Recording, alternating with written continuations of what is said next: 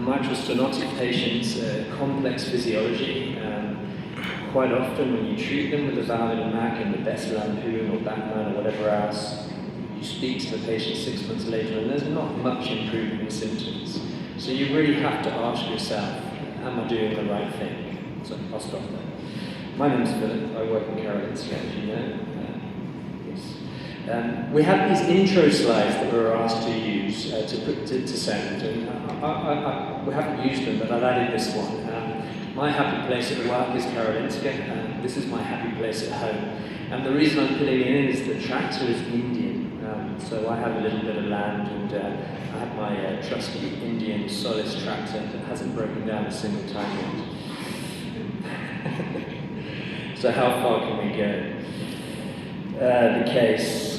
So this is a non-frail patient, 76-year-old female, mixed mitral valve disease, a mean gradient of 12. Predominant pathology is mitral insufficiency and normal pulmonary artery pressure and normal right heart, normal EGFR, NYHA 3 to 4 with multiple hospital admissions when she flips into atrial fibrillation.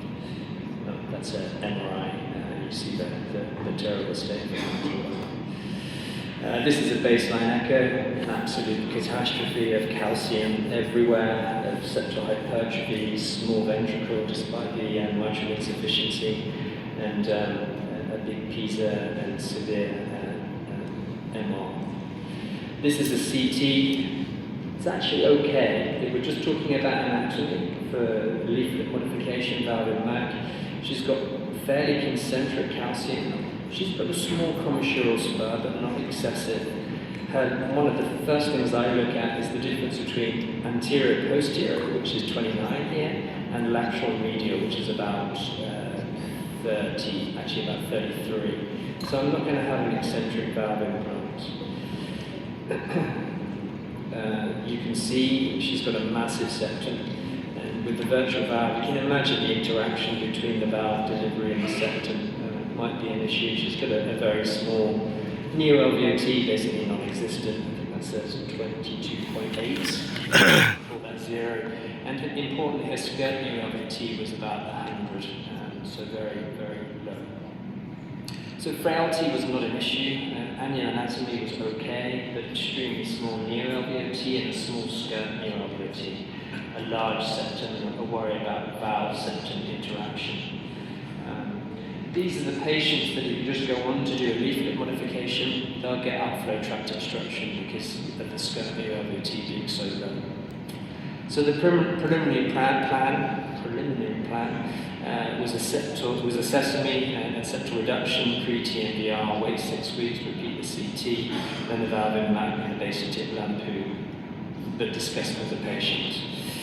I have 2 discussions with the patient. I always make sure their dearest and nearest is with them, whether that be a daughter, a husband, or wife.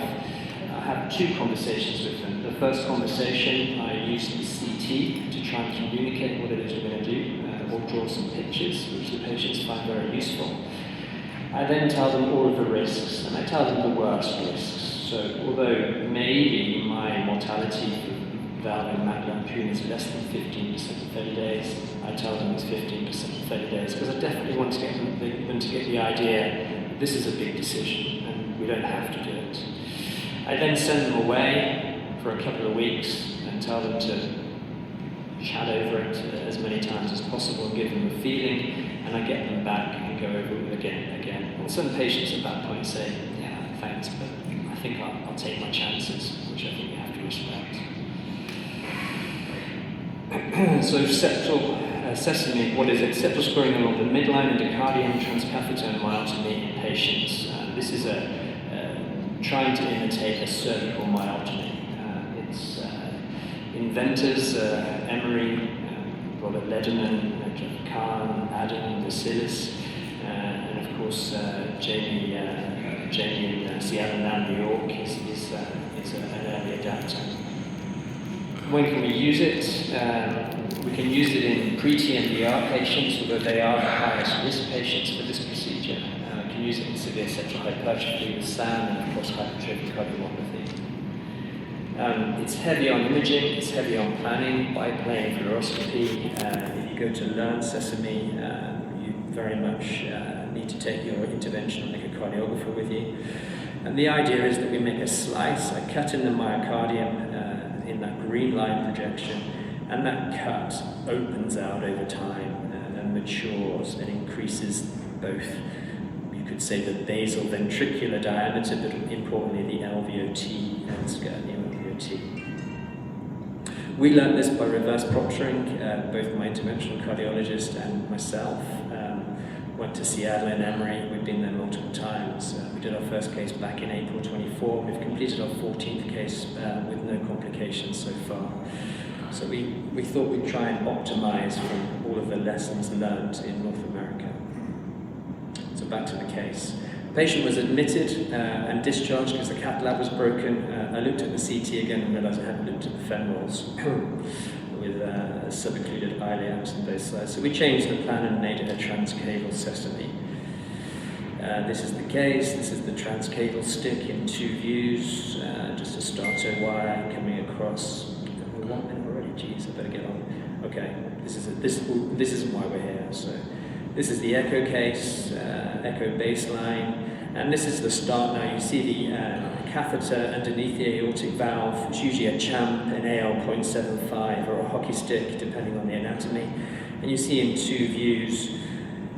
On the right-hand picture, you see we're around about 5 or 6 o'clock in the LVOT. Around at about 7 or 8 o'clock is the membranous septum. And because we can target the cut, that's the reason why the pacemaker rate is basically less than 1%. We haven't had a pacemaker yet. That's because we can very clearly target where we are in the septum and steer away from the conduction system. As well as the echo, we're setting up to burn in. Often you don't need to burn in, but this patient had actually had an alcohol septal ablation 20 years before and had quite a fibrous septum. This is a Stato 40 wire with a microcatheter behind, and what I tend to do now is try and keep the Stato 40, and as long as I've worked on getting my trajectory correct, I can make a hyperbolic transition through the myocardium. And there's side view and overhead view. We need biplane for this. So as we're progressing through the septum, we're checking multiple times with echo, making sure we're not going too deep, too lateral, too medial. And then we're breaking back through. We're very carefully snaring the wire to make sure we don't catch any mitral apparatus, then ballooning the septum, coming through with a navicross and a microcatheter as well, just for extra insulation. Checking all the way across. So the echo images, where you can see the transition now, and you have to be prepared to bail if you're too deep here and maybe not do the procedure, but depth, length are all critical. There's a lot of checking in this procedure. And then finally the Sesame cut, which is usually undramatic. Just here. And typical echo images that we want to see, slightly oblique view through the septum with the cut in the middle. And in a classic sort of 3-chamber view, you can just see the septum there phasing in and out through the cardiac cycle. Closing this is her CT, which is quite dramatic. It's almost in the same phase. Pre is at the top, post is at the bottom. So we've had a dramatic effect on her myocardial basal septum. You can see here, this is a big gain in neo-LVOT. We've gone from 30 to 190, skirt neo-LVOT up to 260. And you can see that slice now maturing through time. Small thing here, in patients that I don't want to do a valve in MAC who have stenotic mitral valves, the interesting thing about this procedure is if you do it in that category, not the regurgitant, but the stenotic patients, about 30% of them will have significant symptomatic relief, and you don't need to progress to the valve in MAC. So frailer patients or patients that have unsuitable anatomy, occasionally I'll offer them this as a standalone, hoping that they get some symptomatic benefit. Why that is? Maybe it's because we reduce an outflow tract gradient that some of these patients have. Maybe it's because we improve the diastolic dysfunction that all of those patients have just by cutting fibers and increasing the circumference. I'm going to go through this quickly. This is 8 weeks post-Sesame. This is her base to tip lampoon, which we don't need to go over. I'll just do it, take me 2 seconds. There's a lampoon. There's the beautiful slit in her AMVL. There's the valve going in, my apical rail, which some of you hate. There's the final results, no outflow tract obstruction. If you look at the bottom right picture, you see this beautiful laminar flow with the septal and lampoon. 1.5 years out for this patient, no hospital admissions, MWHA 1 to 2.7 centimeters mean gradient, and she's very happy. I do just want to say collaboration to learn these techniques is extremely important. Rigorous planning, trips. This is Fred, my echo guy, who is my right-hand man. I can't do any of this, and we're very equivalent during the procedure. And as a small thing, this case is published, but watch out for a Karolinska RCT starting at the end of 26, Sesame versus alcohol septal ablation in HOCM. Primarily, the safety endpoint is going to be good because of the pacemaker issue. Thank you very much.